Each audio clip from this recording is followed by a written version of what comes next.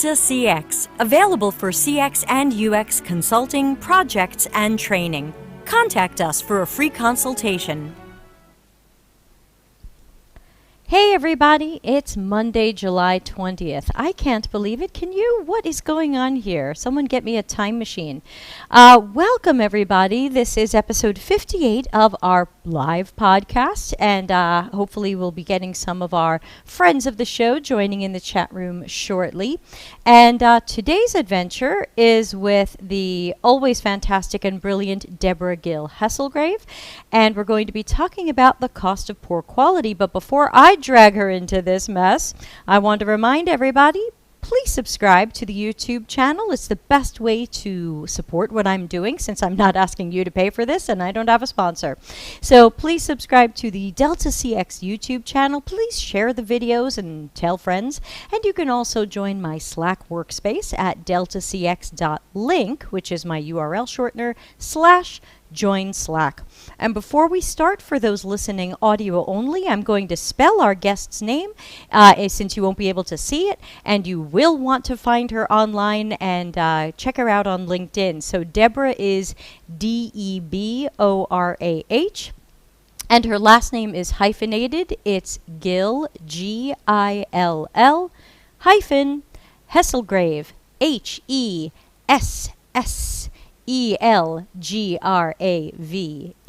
Well, now you know how to find her. You know the name. Look up the number.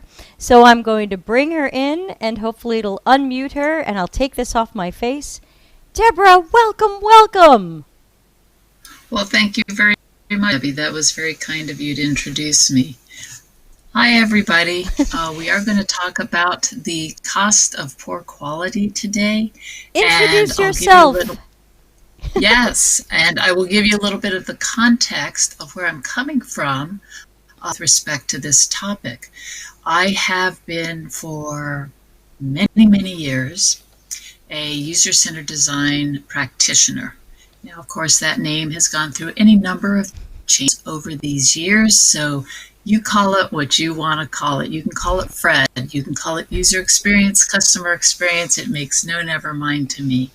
I am a human factors engineer, senior research psychologist for a very large organization.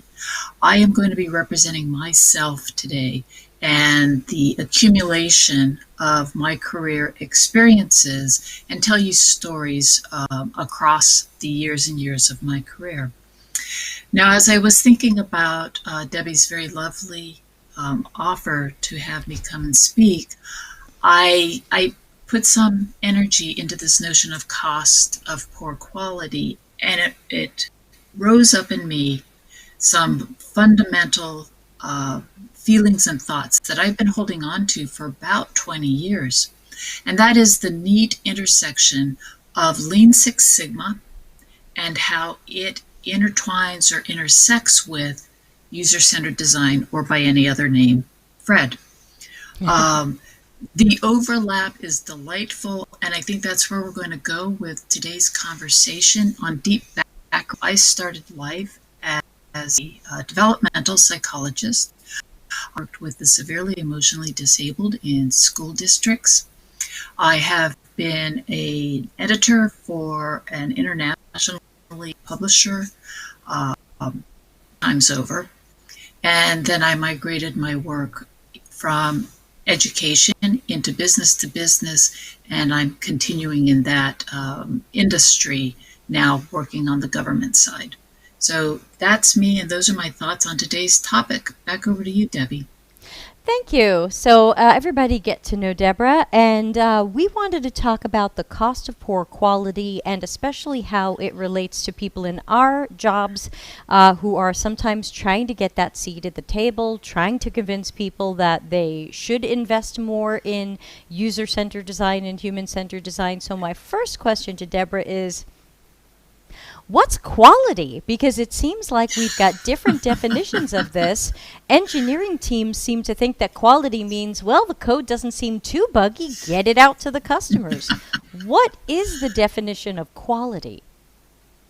I love that. I love the question, and it also just sparked a cool story way back in the day. It was very reasonable for the engineering team to, sort of look at each other. Does it boot? Yep. Ship it.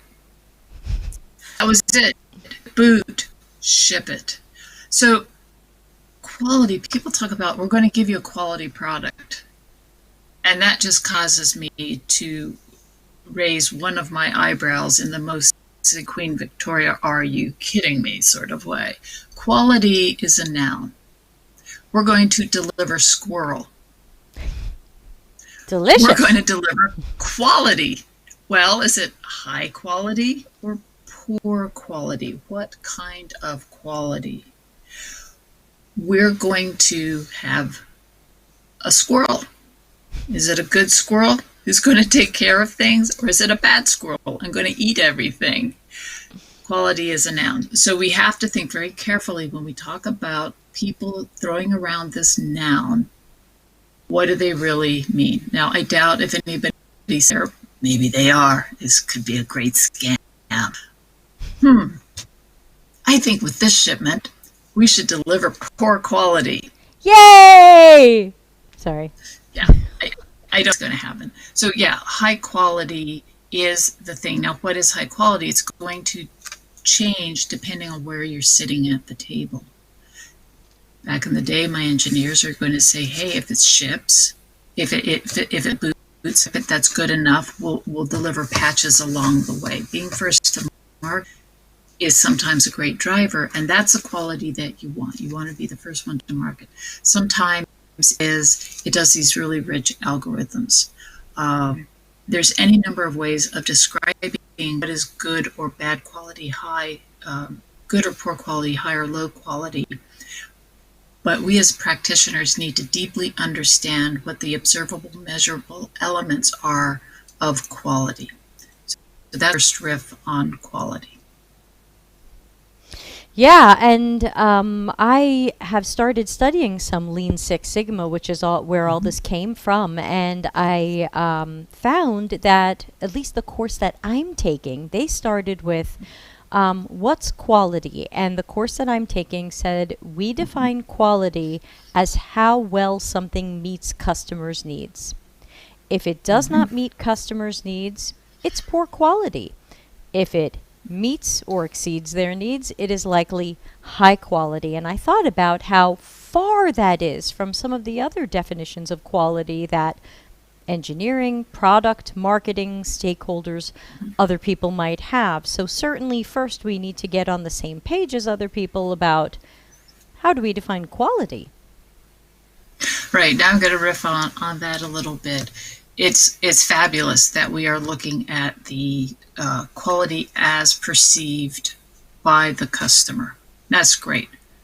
We do to meet those customers' expectations, the end user expectations. But certainly in my work, I also have a business that I'm representing, either directly or indirectly as a consultant. And I have to make sure that the software is meeting the business objectives or the organization's mission, and that we have to pair together what the user thinks of as good quality. I don't want this thing to make me think. Thank you, Stephen Krug. And an organization says, I need to get these answers accurately in this amount of time because that's mission critical. Or I need to derive this much revenue. So those are quality measures that we as human factors engineers, and even if we're Lean Six Sigma practitioners, it's not just what quality for the customer. If your team hasn't plumbed into that bifurcated source of quality, business notion of quality, user notion of quality, you're only going to get part of your quality measure sorted out. And as you move forward in figuring out, did we get good quality versus poor, it's not going to mean a thing if you've missed one of those. That's so a good hopefully point. your class is going there. Yeah, I like to, the way that I put it to people is we can't burn stakeholders at the stake. That's not why they're called stakeholders. We are going to have to talk to these people. and we are going to have to work some things out with them, and this is certainly a question worthy of being addressed. So I want to jump a little further into some of the meat that I know people are here to hear about, and that is, I believe very strongly that there are tangible ways to calculate in our companies the effects of releasing something that customers perceive as poor quality. And very often these tangible measurements, and I don't just mean, oh, we got our NPS survey back and we did a little worse this quarter.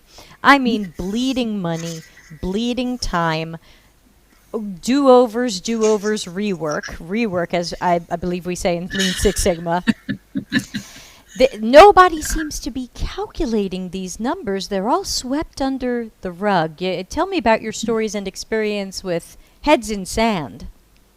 Yeah, love to. I like that you led off. I've notes because I'm drawing a lot of background and history, and it's not always on tabletop memory.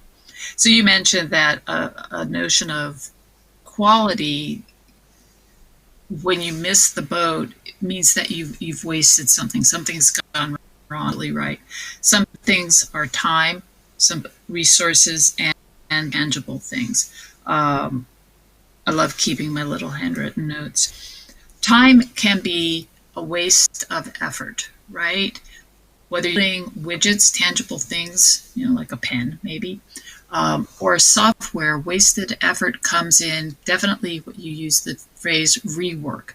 I have to go back and do it again. So if you have time to do it twice, right? Once to do it poorly and then a second time to fix it, you probably got time to do it right the first time, as any mother might say to their child. Right. The other notion of waste is that you're building in or creating capabilities. That's a fancy word that we use in my organization. Capabilities that really don't have value or don't promote behaviors that move the ball down the field. So you think about an organization whose products are intended to create revenues or increase share of wallet with some of their customers. Well, if your product is creating barriers to that, that's a time suck because you took time to build in something that's going to prevent achieving the goal. Resources. So in software development, wasting and making poor quality decisions in your product line means that some of your material is going to be scrapped, right? It's code that you're never going to use. In something like this, if you got the I don't know how to talk about this in mechanical terms, but the squishy factor of this pan is off, right? All of this material that you bought from your vendor, it's out. You can't use it. Intangibles. And this is where I get really wrapped around the axle. When you're not putting out high quality stuff, you are blowing your customer trust, your user trust, and your competitive edge. True story. I walk into a large environment and they've been interacting with the organization for decades, and the organization's been delivering software and hardware solutions, again, for decades. I'm new to the organization. What do I know? I walk in, I'm like, hi, I'm Deborah from such and so. Oh, you're from such and so, huh? Let me show you the last anchor you left here. They point to a box in the corner, computer system. Yeah, we use that to hold the door open. Why? Why, I ask? Well, because the guys who were here last, that's what they did. Well, what? Because the guys that were here last, it had been there, being a doorstop for at least 2 generations of people working in that shop. They don't trust me now. So now I'm in the environment, trying to do all the right things, trying to deliver a user-centered design solution, following my Lean Six Sigma practices, and they don't have their trust from the get-go. I also know from what I'm witnessing that my organization has lost the competitive edge because other organizations are now serving the need that I'm in there to do the formative research on. They've already gotten engaged to and married somebody else and got. Those are some of the quick stories. And please, you're going to have to keep me on target because I'll ramble and then go, oh, hello, where were we? No, it's Draw me great. back, Debbie. We've all been through variations of this, and so it's very common. Obviously, those who are watching right now who are newer to UX or CX work or human factors or the psychology side of things, they haven't totally experienced this in jobs yet. But today I know we're really speaking to those mid-levels and higher who've been in 1 or 2 real jobs or more and have seen that customer centricity is lip service, or customer centricity is, well, we don't think it has any bugs, so customers should be happy. And again, it comes back to that mismatch around that definition of quality. So going back to Lean Six Sigma's cost of poor quality, when I looked at it, it looked like, and if you have notes on this, we can go into them, but it looked like there were internal costs that some of which were tangible, and external costs, some of which were very tangible.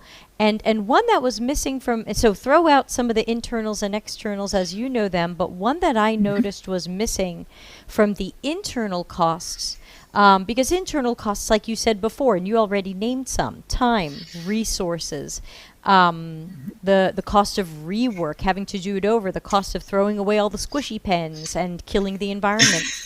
But one thing I noticed was missing from the lists that I found online was morale.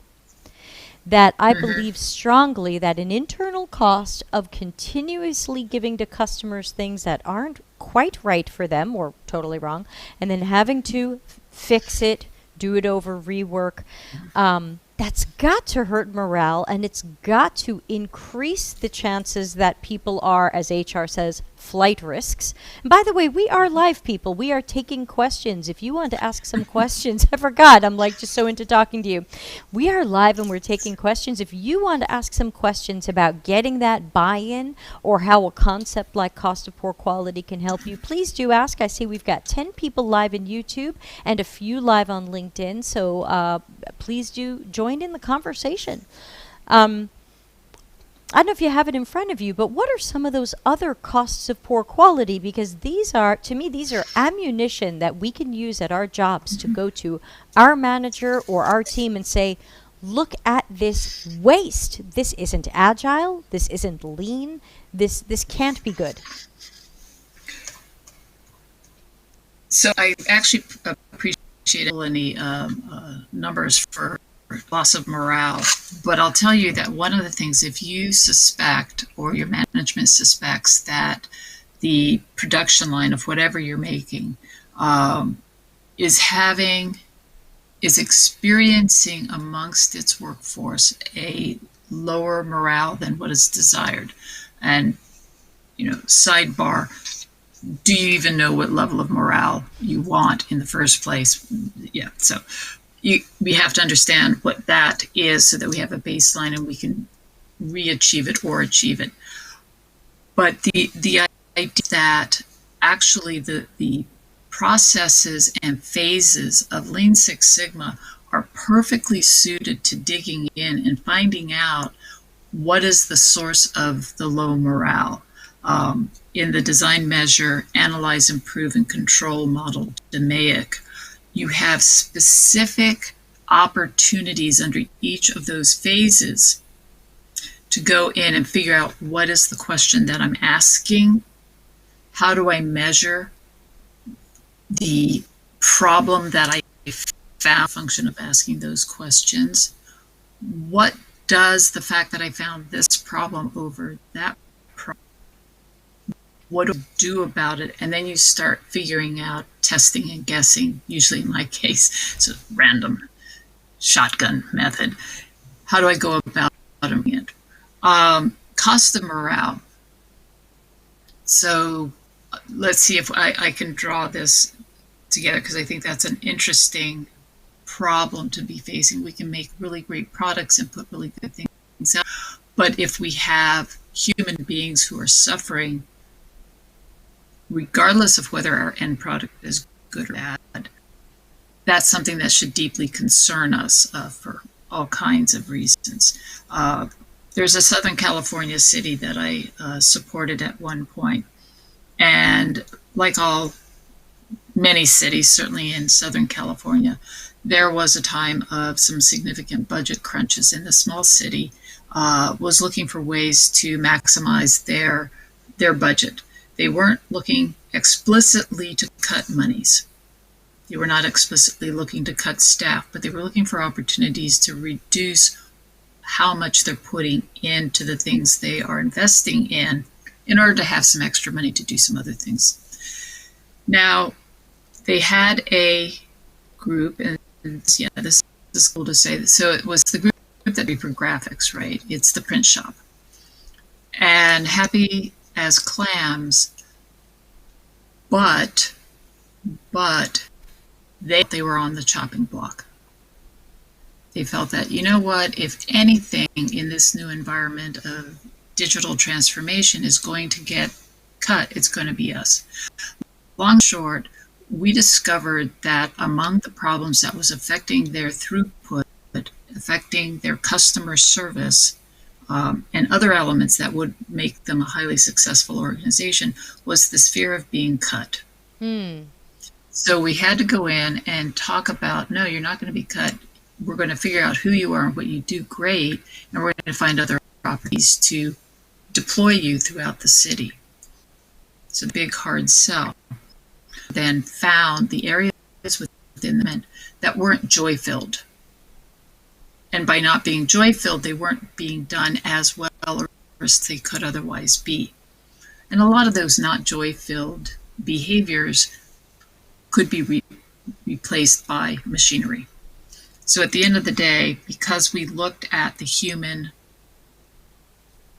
experience, I mean, just very deeply, like, these people are hurting and they're fearful. They're still great performers, but stuff is getting caught in the cogs. I jotted this down. We streamlined, we lost no jobs, we reduced the department cost by 7%, and again, no job losses. So that 27% was able to be redistributed across other organizations that had been severely wanting the funding. So by understanding that quality includes the human factor in the deepest sense, you are going to make gains for the organization that can be realized on the balance sheet and can be realized on the manpower headcount sheet. I hope that kissed up against a little bit of your question. Yeah, that's a great point. And really what I want to drive home with people in this episode is that there are so many things at our companies that ultimately we can quantify. Sometimes people think morale. How do I measure that? Or some of these other things. I believe that pretty much everything can end up being quantified, even if there's, qualitative aspects to it. And when I think of cost of poor quality, I want people to be working at their jobs and talking to project managers, product managers, stakeholders, their manager, and find out, what did we spend on this project? And what did we spend when we had to stop our next project and fix the old project? Now we have an additional round of costs that we maybe didn't budget for, and we have delaying the new thing that our customers were waiting for. What's the cost of that delay or the cost of that failure? Some people see that as an internal failure. There's so many things where someone can attach a dollar amount to this. And I believe if more companies did this, there might be more buy-in for user-centered design and human-centered design, because somebody would say, holy poop on a stick, someone please save us this ridiculous money we've been burning and wasting. So let's look at the notion of rework. So when you haven't engaged your user-centered design team, your human factors team, early and often, sort of like Chicago politics and voting, you have inherently set yourself up for wasted work, loss of time, poor quality output in your product, which may affect either patches in the future, customer service calls, recalls of the product. The list goes on and on. But when you send them, you can start using not only our own methods to set the team up right for success and to reduce waste, to reduce work in process, which you want to limit as much as possible. You want to create defects as possible per unit that you're putting out. All of these great things that Lean Six Sigma does. But one thing that I see in our software development enterprises, and I've been seeing this since, Adam first showed the scene, we tend sometimes to act like cats in a litter box, and we cover up the stuff we don't want people to see. We covering, well, the whole team went into a whole weekend of working the overtime to get her done. Are we always reporting that on our project management reporting tools? Are we showing the no kidding what it took to pull off this Herculean effort? Maybe not. And to that, I would say, boys and girls, let's go back into our essential white belt Lean Six Sigma or Lean Six Sigma awareness courses, because you don't have to, strive for this amazing green belt that you're going after, Debbie. There's some phases before that. I know it's crazy. But you can learn some of these steps, and among them is this documentation and clarity of how you're spending your time and on what you're spending your time. And is that ultimately going to promote the business goal of your organization and support the user goals that your business is intending to connect with for whatever reason? And you have to do that tracking honestly and over time so that you can identify through your measures, like, oh, we typically spin our wheels a lot here, some phase of our process. And I get that the Agile approach is like, lean production, so forth and so on. Don't disagree.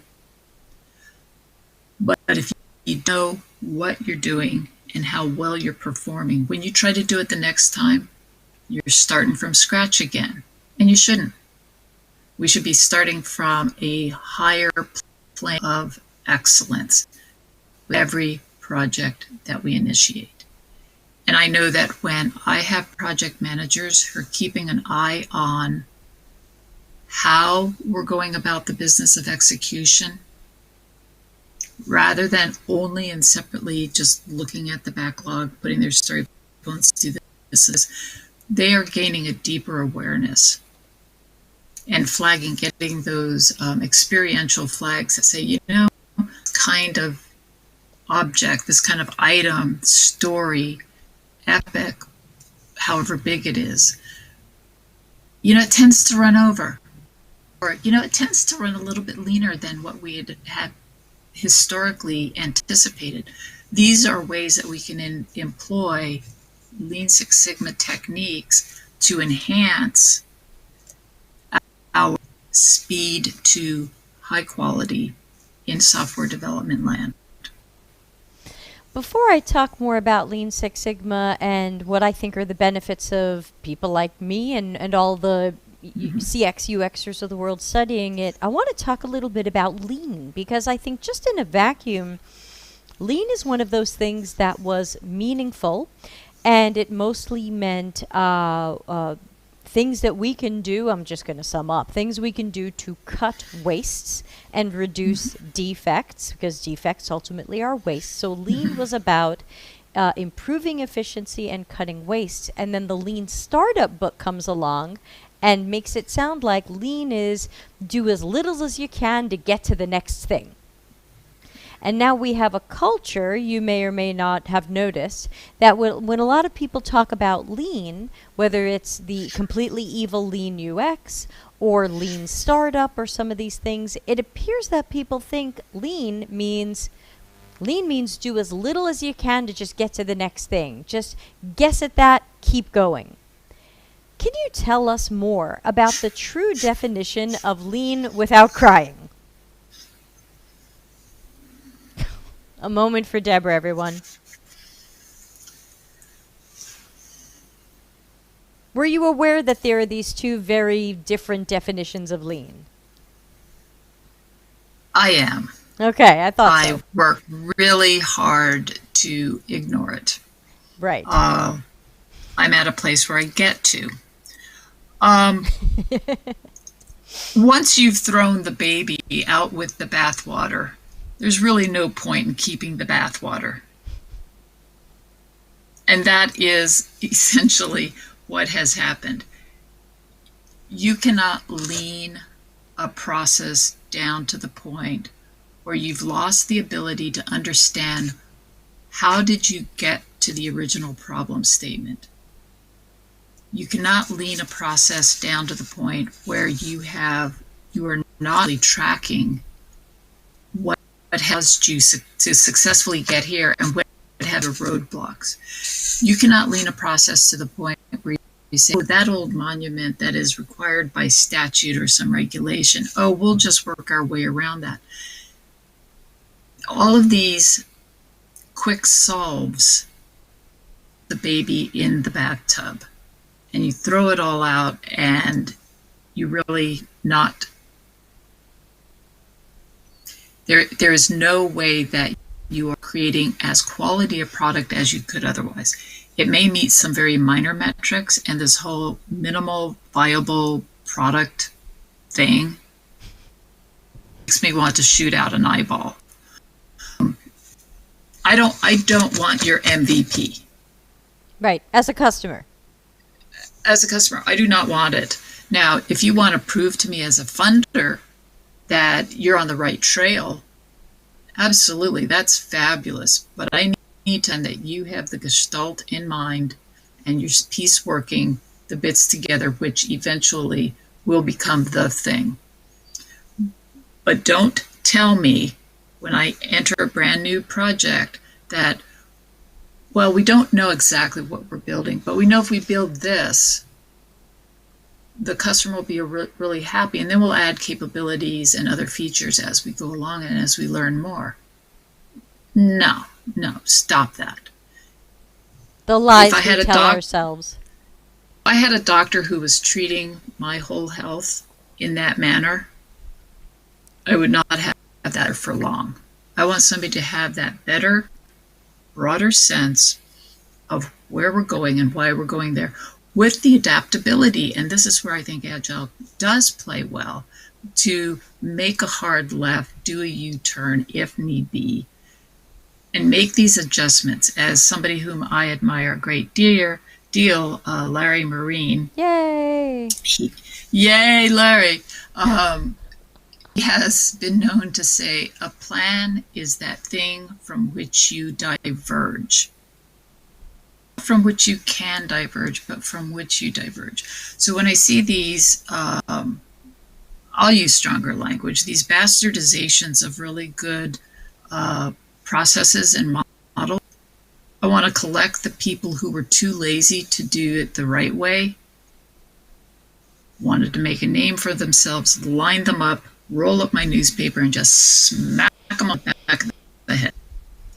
So those are my thoughts on lean. They always leave something out, and there is a cost at the end of the day, and it ends up giving a bad name, not to the portion that is lean, but to the thing to which it is attached. Ooh. Lean UCD. It's UCD that gets hammered for that. Okay. So those of you who are out there practicing it, go back to the freshman year of information related to Lean Six Sigma Get your basics back in place. And I guarantee you that there's a lot of wiggle room in these larger processes that you can the right end-to-end path. You're not going to add time, but you are going to add insights, and you're going to add measures that you can look back and say, ooh, this is what we improved. This is what we at least kept steady. We didn't goof that up. And then when you do another project similarly, you have lots and lots of lessons learned that you can leverage. So that's my advice, and especially to the youngs out there, the folks who are starting in our discipline. And the not youngs who are starting in our shortcuts. discipline. Yeah.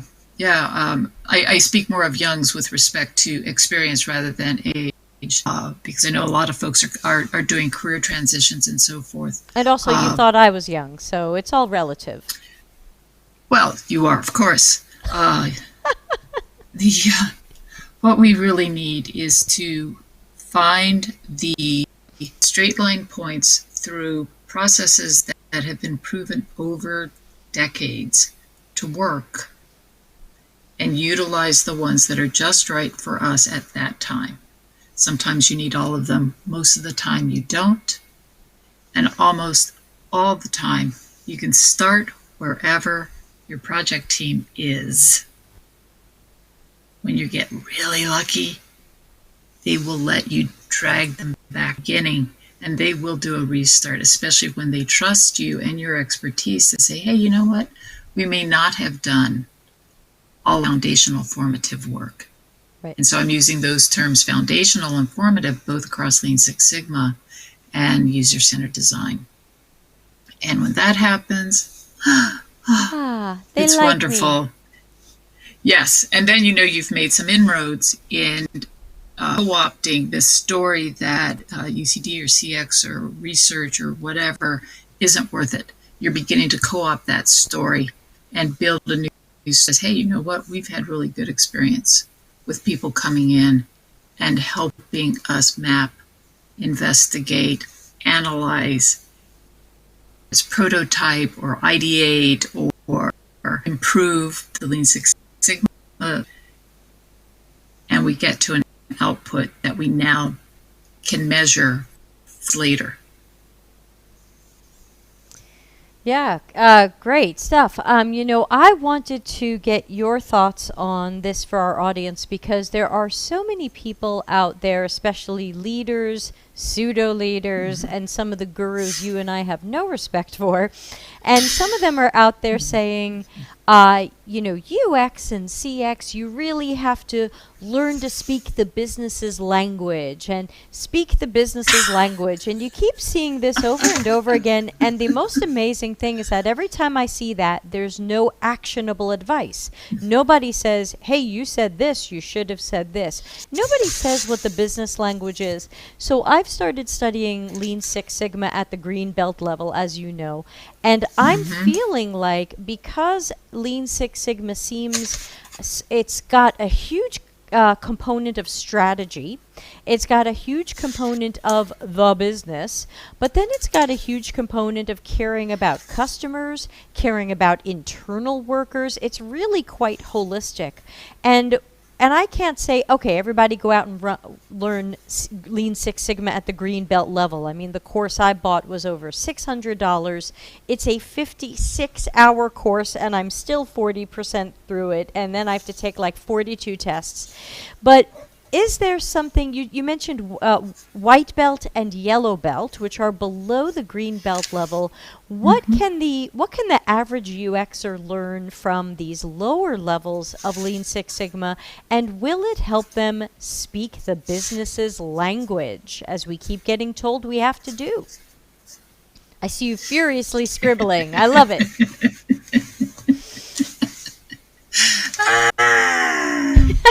Oh my God. Okay.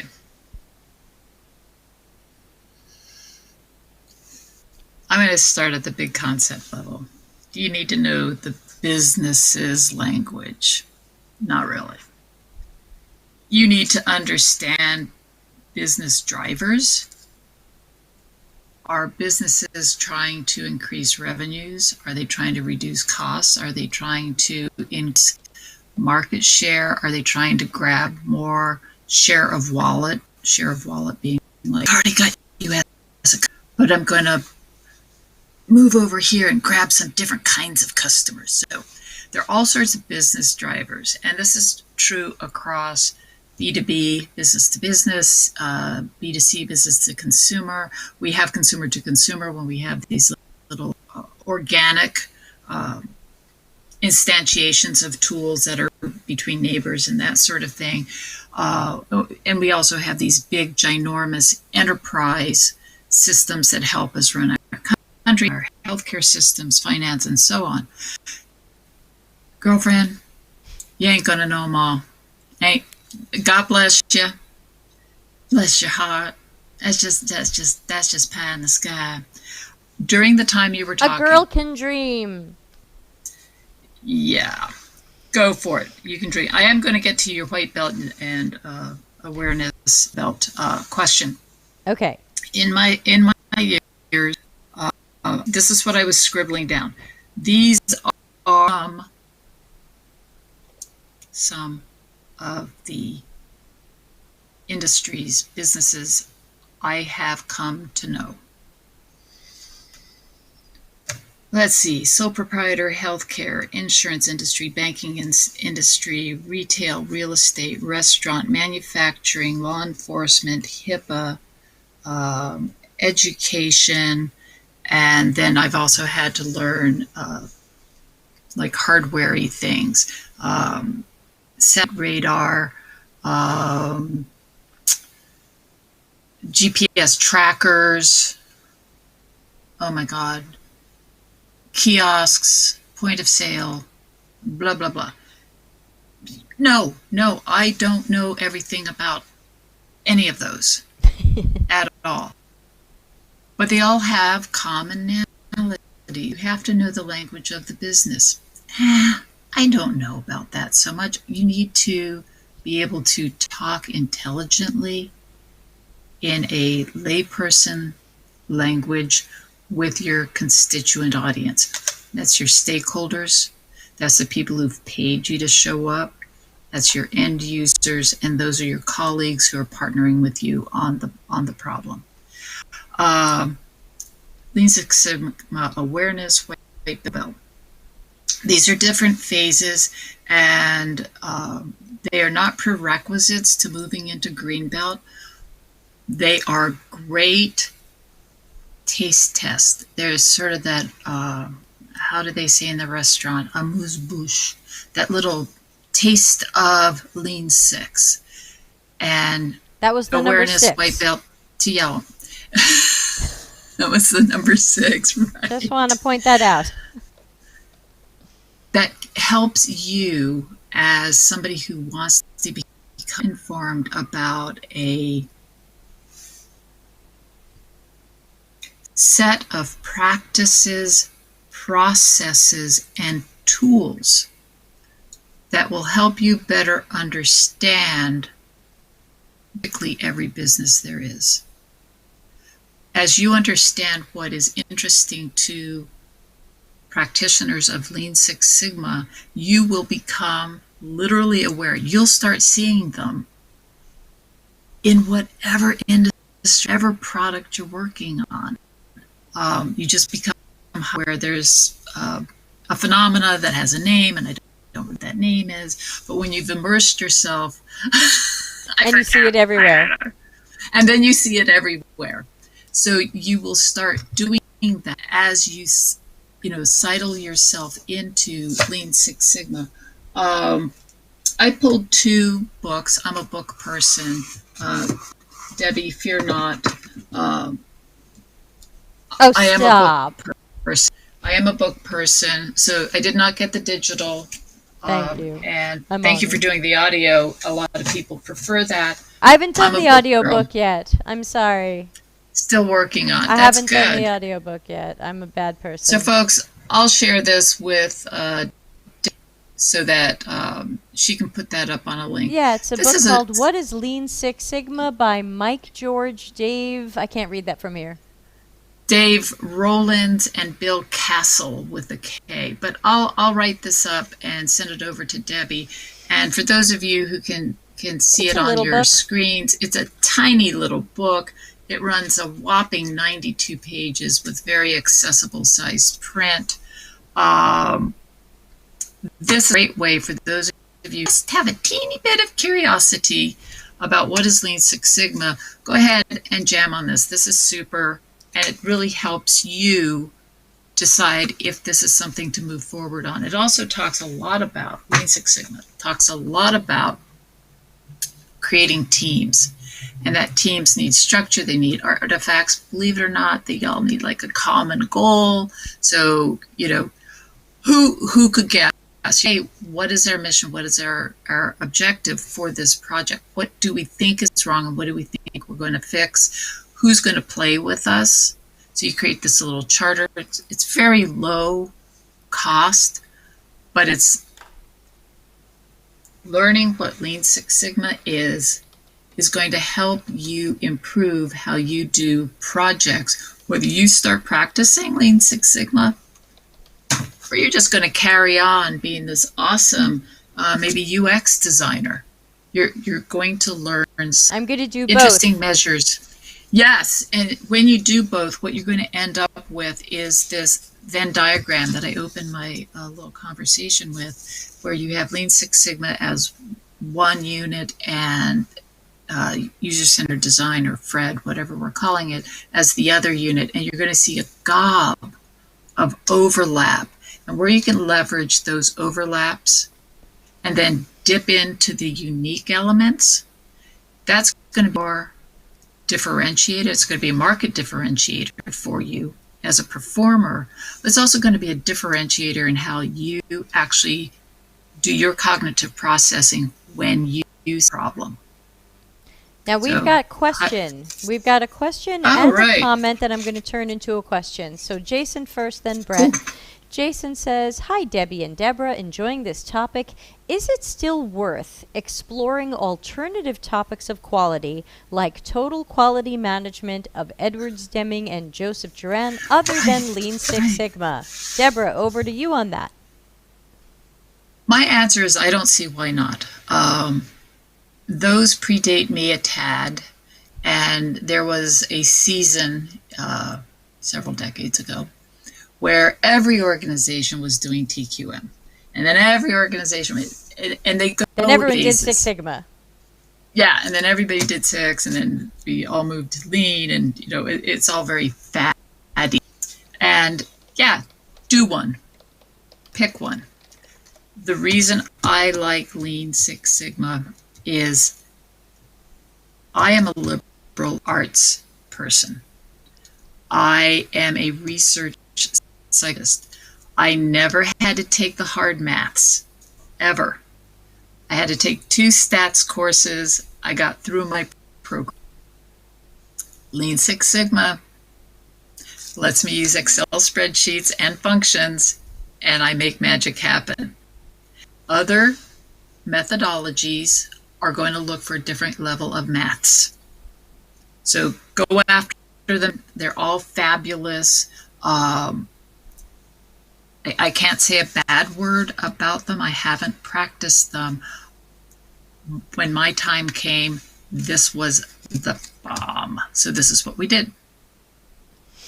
All right, awesome. And just again, I am studying Lean Six Sigma now, and even though in spots I feel like it's a little analysis paralysis, and I feel like it would have you make too many charts and matrices and lists, I still see a huge amount of value and wish companies were doing some of the things I'm learning about.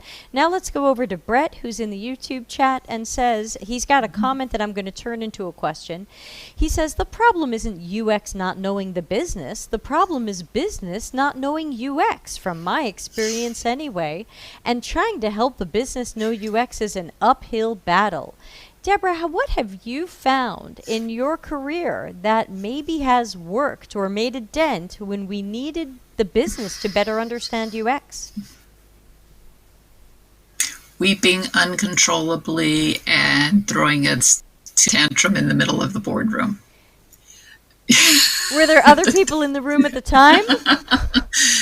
Yeah, unfortunately, that was actually one of my performance criteria at one point. Don't do that again. Okay, so everybody, don't do that. So, don't do that. Yeah, I actually do have some advice on that, or at least thoughts on it. I think it's not easy, it's not fast, and it's not for the faint of heart. But you have to the degree that we, in our practice area, we have bravely and courageously gone into some really interesting industries. We have taken it upon ourselves to talk about them, to talk in their language and to value. We cannot necessarily expect that of the representatives who are also in charge of a whole lot of other things. Their IT group, their dev group, their test and eval groups, help desk groups, they have a lot on their plates. So how do we express value to them? We need to start expressing or continue expressing value by where can we help them save? I think we can all, what's the word I want? Intuit that when we do a super good job at what we do for a living, we automagically reduce costs in the training realm. We reduce costs in customer support, reduce costs in loss of customer. By listening deep enough to stakeholders, we can start where their pain is and legitimately discuss with them how our addresses that pain. So you need to be smart enough to know what your value is in the context of the listener. And if you don't know that, you may not be ready to lead this change. You may need a little bit more seasoning. So yeah, it's super hard to get folks who are very unfamiliar with what we do for a living to get it. But I'm also gonna offer you this. What we do is part of the system of systems approach to product design and development. You're talking to the right person when you can get them to that aha idea bubble. When you go, listen, I'm one of your systems. When you're going to build something, one of your systems is the human operator, the human analyst, the human user, the human whatever it is. That's one of the systems. I know that stuff. Y'all know the architecture. Y'all know the coding. Everybody knows their stuff. You need me. Without me, you do not have a complete system of systems. So in a nutshell, very briefly, you have tools, Brett, that you can start using to start seeing our value. Yeah, and Brett's a veteran in our world, but he's always understandably grumpy about the situation that we're in. I'm with him every step. He's also a previous podcast guest when we talked about the science of UX. So he's very into that side of things. I know we only have a few minutes left. I get a lot of questions from people who work at companies that claim to be agile or claim to be lean, whether or not they're doing Lean Six Sigma, but at least they think they're agile. And they'll typically say, we really don't need these UX people. Our business analysts ask customers what they want. Our engineers can build it. And if it's not right for the customer, we'll just fix it quickly. I know we only have a few minutes left, but do you have any tips for the people who are working in those environments about how they can just start to push boats out in a new direction? I put you on the spot. No, I'm calming myself. Right. That is one of my larger piece. The way to have that discussion is it's a difficult one for me because it aggravates me so much. Listen, without understanding how humans think, how humans form, how humans make models, you're not going to ask the right question, Mr. Analyst. You can ask fabulous questions about what that human being wants to achieve in terms of their workplace, and it's always couched in what they know now and what they expect of the immediate short-term future. But our business analysts are trained in that deeper reflective questioning. So what I say to those people say, oh, we're doing user engagements.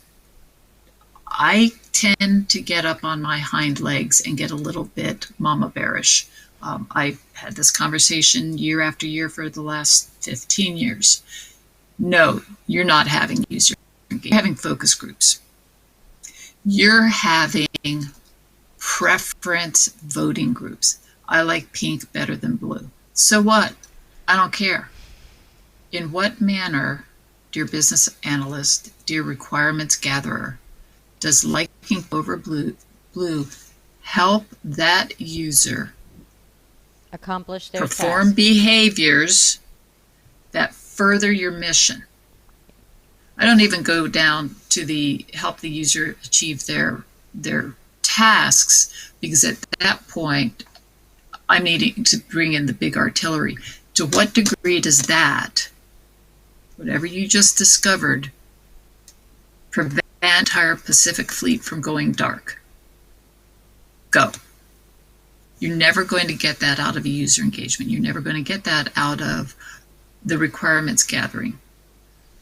You're going to get that out of deeply understanding the business objectives and missions. And that doesn't mean you need to understand all their lingo. It does mean you, as the investigator, have to understand what's the money maker for that organization. And then how do you manipulate the behavior of the users? And that's where the psychology comes in, to make them do things at the right time to get come, so the Pacific Fleet does not go dark. That sounds bad. Right. So, yeah, the answer is you challenge what kind of product is revealed from those kinds of inquiries as compared to the kinds of products that, things that are revealed by your kind of inquiry. Short story, was in the field, was helping with a law enforcement problem. The product owner said, these guys, there were predominantly men in the field, almost all men. These guys need this new tool to run in the field checks on people. Okay, fabulous. I go in the field, I start hanging out with these folks. They've got vehicles that can no longer hold more than themselves because they have so much onboard equipment. They're carrying 50-pound packs, and they're not really anxious to have any more gear put on them to do this thing. Do you want this thing? Do you need to be able to get this information? No, I got my notepad, I got my recorder right here. I'm good. What I do need is I need a safety valve. I need a way for base to know where I am. And if I haven't made a call in, I need base to be able to come and find me and get me. I could have built them and designed out a super duper, hi, who are you? Why are you here? What are you up to? I could have done that. Would you like this new tool? Yeah. And, we could have scanned documents and done all sorts of cool things in the field. And then he would have this great reach back and go to the database and find out if this was a good person or bad person or whatever. That's not what he needed. He needed something where it would be like, I'm not safe anymore. Help me. So that's my story about going into the field and demonstrating that you didn't ask the right questions, or you weren't in the right context, or you didn't ask questions of the right people. Right. End of the day, the person who said we need this software that does this special stuff went, oh yeah, no, let's do that the other thing. Yeah. Yeah. And at the end of the day, they ended up making that software, but not for the boys and girls in the field. They made analysts sitting back home at different, base hub locations where they would get the people's reports, and then they would input them, start building their analytical products to know if there were bad things or good on in the region. Got it. Yeah, that is a good story and a good reminder of how asking the wrong questions, not going in to be a problem finder, can lead us down the wrong paths. But with that, we are unfortunately out of time. Can you believe an hour has gone by already? Ugh, ugh. Thank you so much for joining us, Deborah. Any last words you want to give people, or how can they find you out on the interwebs? I am on LinkedIn. Hit me up if you want to continue any part of this conversation. And for those of you who are seeking any kind of career advice, jump starting from a transition phase or entering into our discipline, hit me up. That's what I like to do best when I'm not making all of my bosses pull their collective hair out. So I'm a bit of a rabble rouser, but I will always give you my very best advice anytime you ask. We all should be. We all should be a change agent. We can't be order takers. Deborah Gill-Hesselgrave, thank you so much. So happy to have you on talking about some very cool things. And thanks to everybody who joined in live with some of your thoughts and questions. And don't forget, we'll be back tomorrow with Office Hours Ask Me Anything at 6:30 Italy time. Please adjust for where you live. So if you have any question on the planet, join tomorrow and I'll do my best to answer it. And with that, I will play us out. Deborah, have a great day. See everybody soon. You too. Bye. Bye-bye. Thanks for watching. Delta CX is available for consulting and projects related to CX and UX strategy, leadership, training, problem finding, problem solving, and innovation. Learn more at deltacx.com.